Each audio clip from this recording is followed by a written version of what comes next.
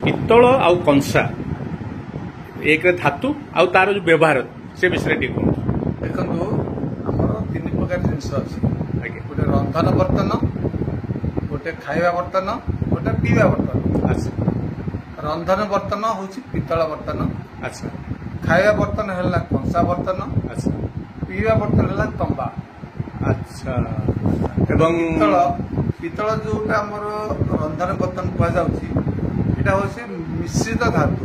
अच्छा से रोचे 65 भाग तंबा आ 35 भाग अच्छी 10टा दीटा मिश्रण में पित्तल बर्तन। कौन पित्तल बर्तन हंडा हांडी डेक्ची पित्तल कड़ई पित्तल पिठापातिया पित्तल खड़िका तापर आपणकर चकड़ा माछ भाजिया माने चकड़ा बा खंबालू भाजती चकड़ा तापर पित्तल गिलास।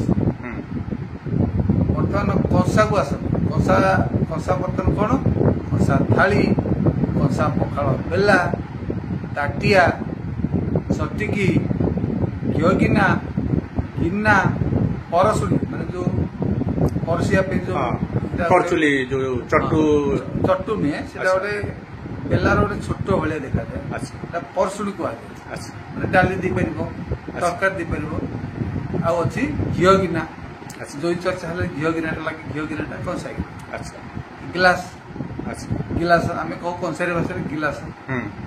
तंबा जो पित्तल तंबा जो पीवा बर्तन से तंबार हांडी तंबार जग तंबार गिलास प्योर तंबा से एक धातु यहाँ सब मिश्र धातु जमी आम कहे भारत गोटे ब्रोंज मेडल पाइला अनेक कहते भारत गोटे कांस्य पदक पाइला। अच्छा कांस्य जहाँ ब्रोंज से अच्छा बेल मेडल जहाँ ब्रोंज से कंसा से अच्छा ब्रास है जहाँ पित्तल है से अच्छा ब्रास है इंग्रेज नाम ओडिया है पित्तल।